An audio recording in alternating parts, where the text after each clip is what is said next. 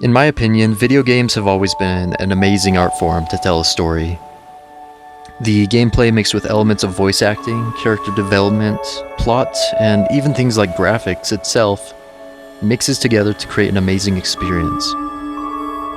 It has many instantly recognizable titles, each diving into a different world of possibilities and fun for players worldwide. However, there are also some games that are less commonly known, and almost hidden from the limelight and media. Sometimes word gets out about them and they soar to the most popular spots, while other times they remain as little hidden gems, quietly existing in their own space with their own fan base. The game in question for today is of the latter.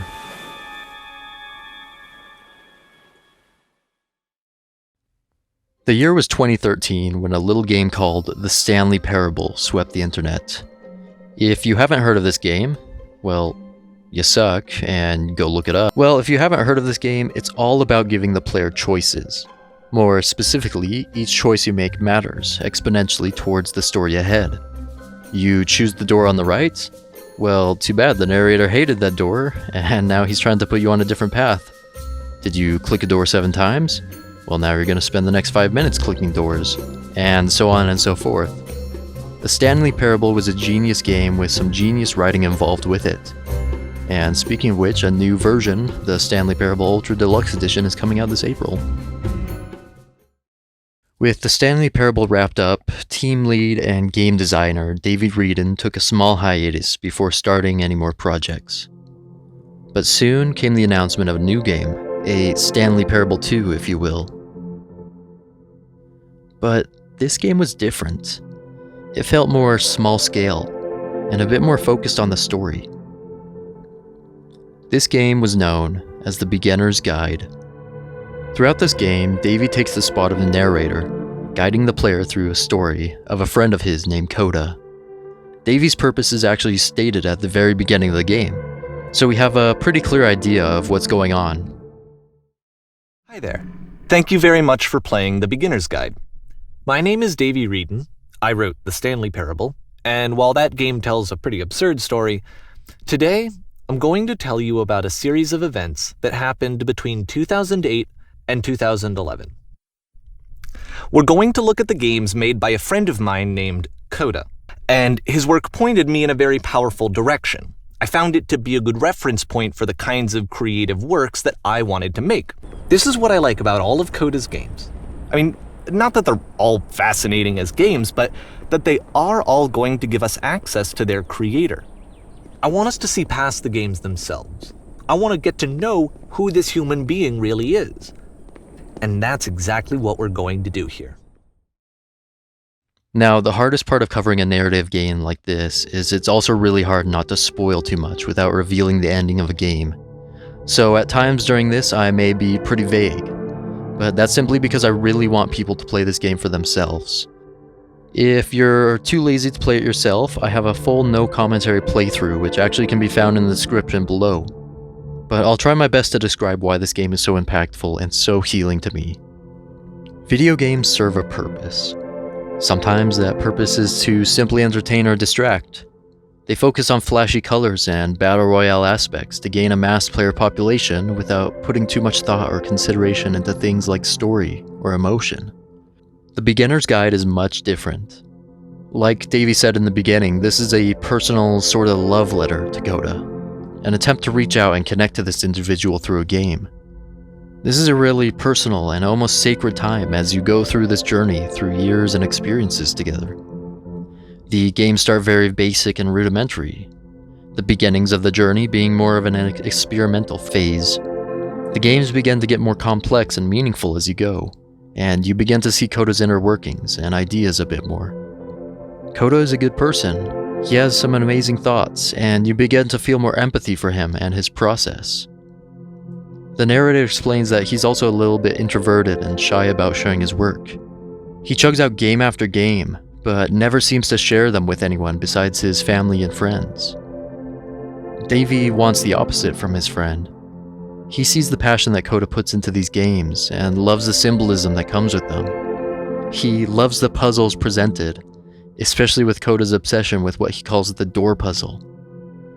What I love about this game is Davey not only explains Coda's thoughts at the time, but also his own as a narrator looking back at these events. He explains that the door is Coda's way of opening and closing emotions or events. The doorway is a connection between games and experiences, and as such, Coda believes that his games are all connected in some form. You see Coda's mental state throughout each game as well. While some may be far-fetched and out there games, others show a deeper side of Coda's emotions. Prisoner games, games where you're stuck, and limited dialogue games all make an appearance during this time. And Davey expresses his concern for Coda and what he's working on.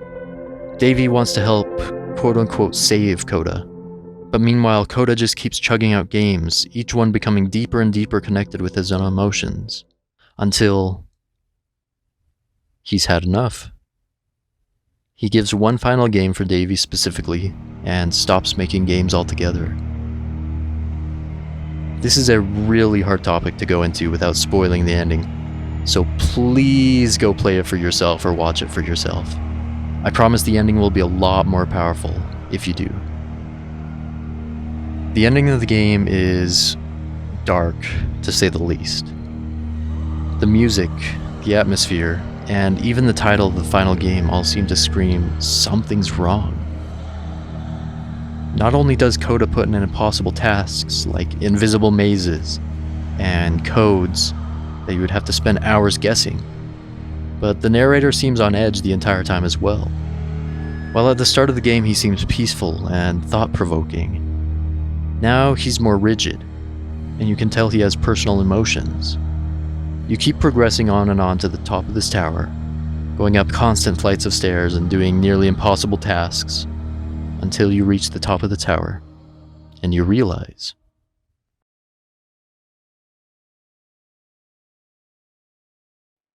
I'm the reason that you stopped making games, aren't I? It's because of what I did. I poisoned it for you.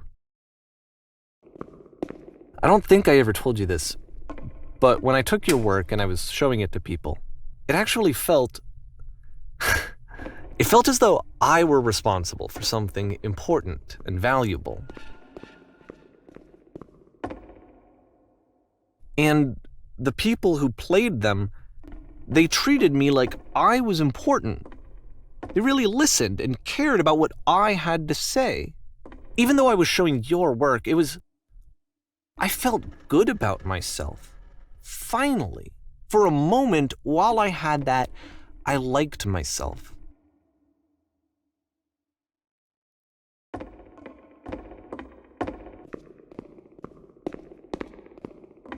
And then you stopped, and I didn't have anything left to show people. I just had to be with myself. And as soon as that happened, there was no feeling at all. Nothing. Less than nothing. What does that mean?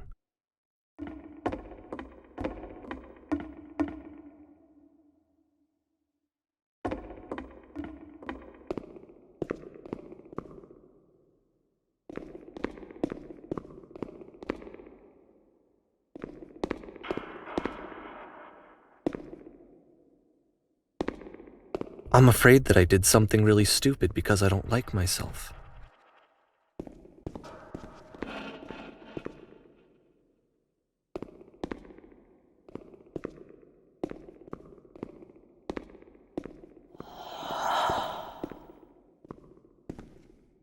That's why I'm releasing this collection of your work, is because I haven't been able to find any other way to reach you. I've tried everything. And so a part of me has hope that if I put this compilation out into the world, and if I put my name on it, that maybe enough people will play it so that it'll find its way to you, so that I can tell you that I'm sorry. I know I screwed up. If I apologize to you truly and deeply, will you start making games again? Please, I need to feel okay with myself again. And I always felt okay as long as I had your work to see myself in. I mean, is something wrong with me? Because I know that I did an awful thing, and I'm doing it again right now. Like, I'm showing people your work, but I can't stop myself from doing it. That's how badly I need to feel something again, like I'm an addict. There has to be something wrong with me.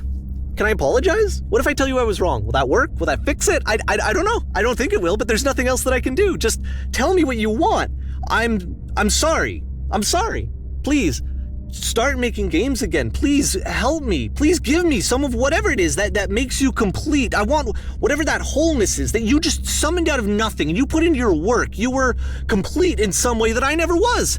And I want to know I want to know how to be a good person. I want to know how not to hate myself. Please. I'm fading, and all I want is to know that I'm going to be okay. This whole time, you figured that Davy was telling the truth. He even gives you his email at the beginning of the game, for crying out loud. But now the script is flipped. While Coda seemed to be the aloof and distant figure, Davy now seems distant and not trustworthy. As the game progresses, we learn little by little that you can't take everything the narrator says at face value. In creative writing, there's a common trope called the Unreliable Narrator. The purpose of this is exactly as it sounds. The narrator can't and shouldn't be trusted 100% of the time. Just as we twist stories and make things more elaborate with each retelling, an unreliable narrator can twist stories or events to fit their needs. This is the same thing Davy does this entire time. He talks about shifting and modifying Coda's games in small little ways here and there, and at the time you never seem to notice or care about it. But as you play that final level, you get to understand how much of Coda's work Davy was changing. Well, to show you, I'm modifying the game here so that when you press enter, it'll bring you back up to full speed so you can enter the door for yourself. In Coda's original design, the door stayed shut for a full hour before letting you go. If you don't mind, I think we're gonna skip that. I still don't really understand why this is here. I'll put the code on the ground for you here though, so that we can move on. The switch to open this door is actually on the other side of the door, meaning that it's literally impossible to solve from this side. These last scenes are some of the most impactful times I've had with a video game. Especially this quote while you're walking through the museum of Coda's thoughts. Struggling to come up with new ideas is not making me depressed. Low points are just part of the process. Sometimes people think games are just needless entertainment, something to escape the real world and its problems, and to move to a place which feels safer and more calm. The Beginner's Guide has a different message. Sometimes life isn't easy, and we do and say things that we regret, and many times it hurts the people around us. I guess what makes the Beginner's Guide so hopeful for me is that we can move on from these regrets. Altogether, it's just a really healing experience. This is a game that's not meant to be taken very quickly or rushed through. Rather, this is a few hours where you get to reflect and think on some of the deeper things in life. And maybe that's why I enjoy it so much. And like Coda says in his own words, low points are just part of the process.